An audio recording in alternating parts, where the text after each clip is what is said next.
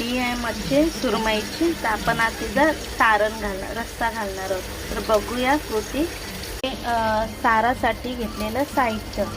ही आहे मिरची बारीक चिरलेली आणि हे आहे लसूण तुम्हाला जेवढं लागेल तेवढं घ्या चवीनुसार. आणि हा आहे कढीपत्ता. हे आमसूल आहे आंब्याची. तुम्ही कोकम वापरू शकता. आमच्या गावावरून आणली होती, माझ्या आजीने दिली होती, तर आम्ही आमसूलच वापरतो. तर आणि कोथिंबीर. आमसूल ही छान लागते आणि खूप आंबट लागते.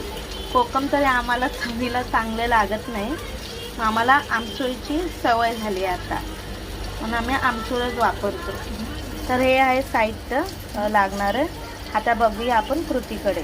आणि हे आहे वाटप केलेलं. त्याच्यामध्ये मी लाल काश्मीरी मिरच्या घेतलेल्या आणि कोथिंबीर, लसूण आणि खोबरं आणि कांदा याची पेस्ट करून मी वाटप करून ठेवली आहे.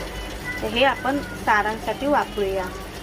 हे खूप महत्त्वाचं आहे, कारण ह्याच्यामुळे टेस्ट येते साराला. आणि हे ओला खोबरा शक्यतो घ्यावा, सुका खोबरा घ्यायचं नाही सारांना, ओल्या मच्छीला.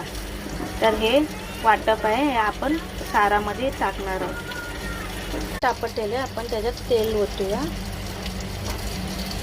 रश्श्यासाठी. हे आपण तेल टाकले आहे आणि ते आता तापायला ठेवायचं आहे.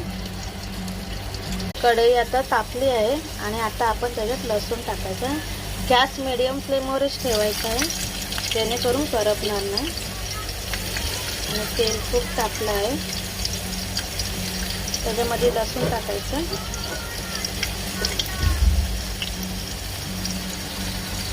लसूण टाकायचे.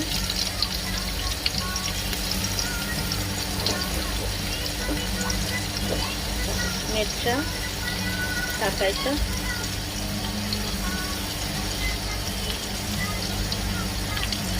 कढीपत्ता ॲड करायचा त्याच्यात.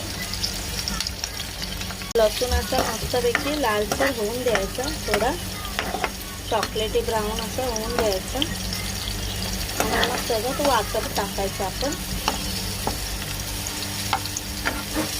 जास्त काळा पण होऊन पडून द्यायचं नाही. आता आपण वाटप टाकत आहोत त्याच्यात. आपण हे वाटप टाकलेलं आहे आणि आपण आता त्याला आणि मस्त ग्रेव्ही सुटली आहे वाटपाला.